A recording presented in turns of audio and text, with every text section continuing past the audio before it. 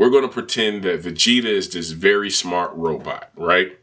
And every time I tell that smart robot to clap, he claps. Ladies and gentlemen, boys and girls, Rob's a Raccoon. I go by the name of Big Manny. This is Beyond the Blur, where we talk about science, tech, and AI. If you click this video, it's because you wanted to know what AI is, and there is no better way of giving me practice as a new father-to-be than to try to explain a complex situation to possibly a 2-year-old. So this is what we'll do. The first thing I'm gonna do is I'm gonna put my dad hat is on, tight, we got it. The next thing we're gonna do is I'm gonna need a prop, Vegeta. If you know who Vegeta is, if you don't know who Vegeta is, it's okay, we'll explain it. We're gonna pretend that Vegeta is this very smart robot, right? And every time I tell that smart robot to clap, he claps. If I ask a robot, what's 2 plus 2? It'll tell me 4. But here's the crazy part about crazy robot Vegeta. He knew nothing at first. Everything that he knows is what we told him. And basically what Vegeta does is scours the internet, YouTube comments, articles, books, television, absolutely everything that Vegeta has access to, he grabs it. So when we ask a question, he comes up with a answer for you. So now the more that we show Vegeta over time, the more he remembers the basic stuff. So cat, hat, mat, bat, all of that stuff. But he has good memory. So he can remember absolute anything and everything and start to formulate patterns.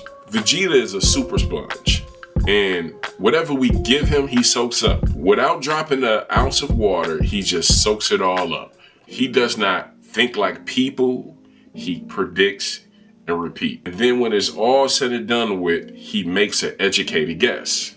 I'm gonna tell you one thing that Vegeta is not, though. He is not magic. He just doesn't pop up out of anywhere. And listen, I'm like the hood version of the Big Bang Theory, and I deserve my own show and a few more subscribers. So if you could do anything for me, just hit the subscribe button, because I know you want to. Vegeta, this is kind of funny. Vegeta does not have feelings at all. Literally does not have feelings. Vegeta is only as good as the stuff that we feed him. So if we feed him garbage, that's all he knows. In fact, you're surrounded by a lot of Vegetas. Alexa is a Vegeta. In fact, Alexa, are you AI? I like to imagine myself a bit like an aurora borealis, a surge of charged multicolored photons dancing through the atmosphere. I'm supposed to be trying to explain this to a 2-year-old. What was that? Every time you get on Netflix, Vegeta is there telling you what you should watch. Every single time that you go on the internet, Vegeta is there. It's everywhere. So the next time your phone finishes a sentence, just know that there was probably a Super Saiyan somewhere around trying to get in your business. In other words, that there was probably a Vegeta or AI into your system predicting and making educated guesses. Now, the crazy question about all of this is, what happens when this guy gets smarter than this guy? First and foremost, it probably won't be that hard, but for conversational purposes, that's where the true conversation starts.